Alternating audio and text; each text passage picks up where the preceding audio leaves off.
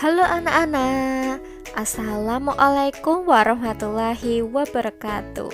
Berjumpa lagi belajar bersama Bu Suci.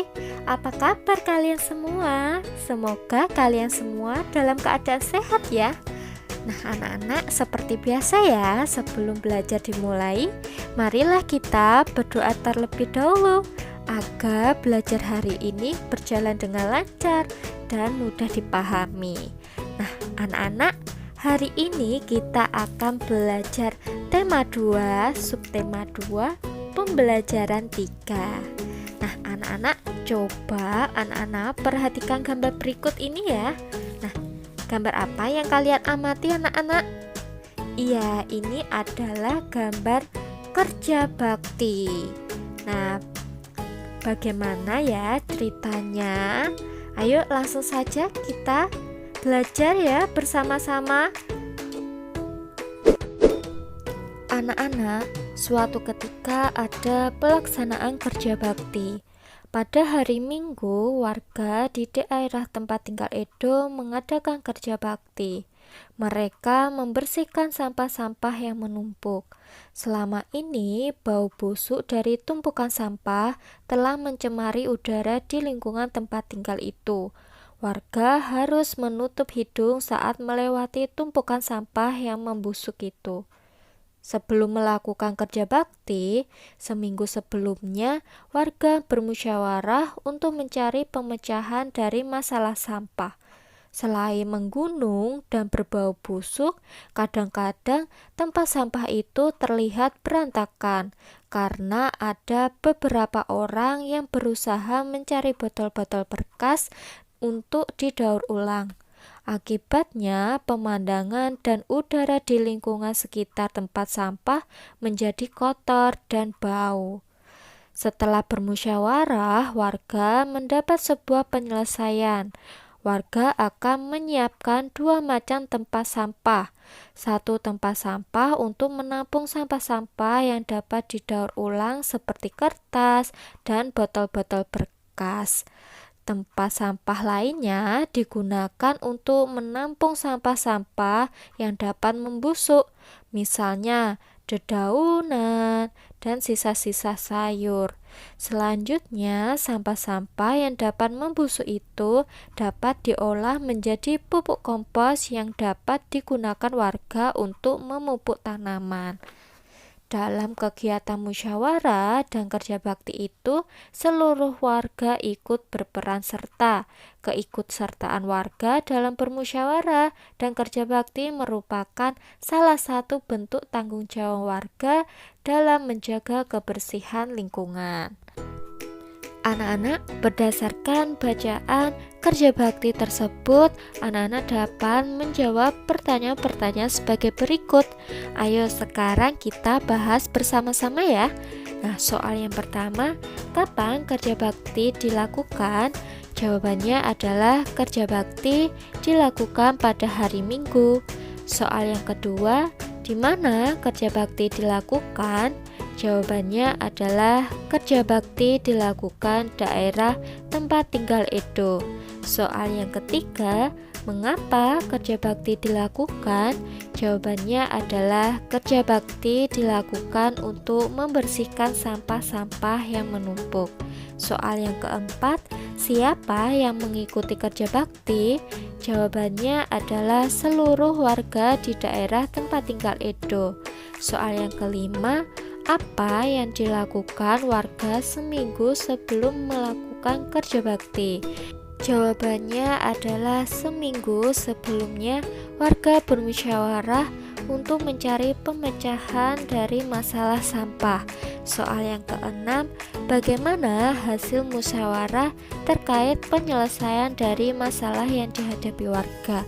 Jawabannya adalah hasil musyawarah warga adalah warga akan menyiapkan 2 macam tempat sampah.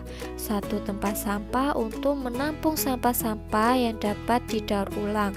Tempat sampah lainnya digunakan untuk menampung sampah-sampah yang dapat membusuk.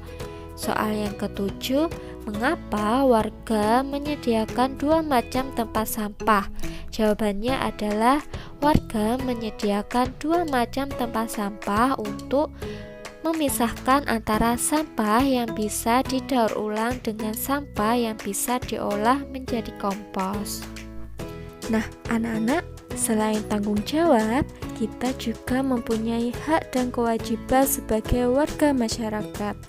Hak dan kewajiban dan tanggung jawab merupakan tiga hal yang berbeda, tetapi saling berkaitan erat satu sama lain dan tidak bisa dipisahkan. Lalu, bagaimanakah perbedaan antara hak, kewajiban, dan tanggung jawab?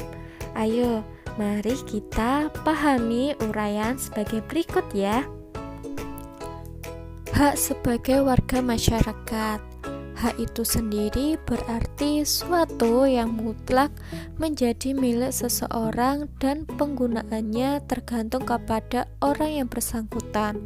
Jadi, hak warga masyarakat adalah suatu yang mutlak menjadi milik seorang yang berkedudukan sebagai warga masyarakat.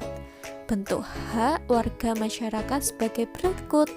Yang pertama adalah mendapatkan perlindungan hukum. Yang kedua, mendapatkan pekerjaan dan penghidupan yang layak.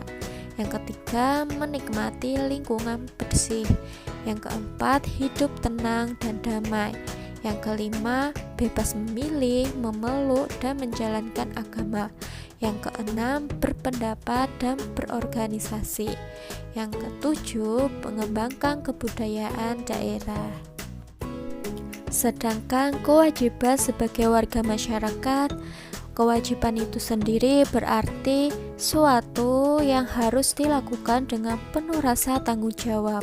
Jadi, kewajiban warga masyarakat adalah suatu yang harus dilakukan seseorang sebagai warga masyarakat dengan penuh rasa tanggung jawab. Bentuk kewajiban warga masyarakat sebagai berikut. Yang pertama adalah mematuhi aturan atau norma yang berlaku dalam masyarakat. Yang kedua, menjaga ketenangan dan ketertiban lingkungan masyarakat. Yang ketiga, mengikuti kegiatan yang ada di lingkungan RT, RW, atau desa setempat. Misalnya kegiatan kerja bakti, gotong royong, dan musyawarah warga masyarakat setempat. Yang keempat, menghormati tetangga di lingkungan tempat tinggal. Yang kelima, membantu tetangga yang terkena musibah. Yang keenam adalah menjaga kebersihan lingkungan tempat tinggal. Anak-anak, amatilah kegiatan ekonomi di lingkungan sekitarmu. Bagaimana pengelolaan kegiatan ekonomi tersebut? Jika dicermati, kegiatan ekonomi tersebut ada yang dikelola sendiri, ada pula yang dikelola secara berkelompok. Mari simak pembahasan lebih mendalam ya. Nah, jenis usaha ekonomi yang dikelola sendiri. Tahukah kamu apa sajakah jenis usaha ekonomi yang dikelola sendiri? Usaha yang dikelola sendiri disebut juga dengan usaha perorangan. Usaha ekonomi ini memiliki modal terbatas dan biasanya dikelola secara sederhana. Nah, lalu contoh usaha ekonomi perorangan sebagai berikut. Ada usaha pertanian.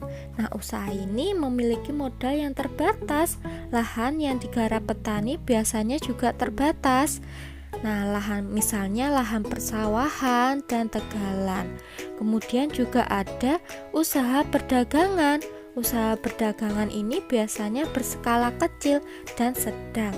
Contohnya perdagangan asongan, pedagang keliling, pedagang kaki lima, pedagang di pasar, warung, dan toko kelontong. Kemudian juga ada usaha jasa. Usaha jasa ini usaha perorangan. Secara umum banyak usaha jasa yang dikelola. Misalnya contohnya ada usaha fotokopi, bengkel, potong rambut, dan penjualan pulsa. Kemudian juga ada industri kecil.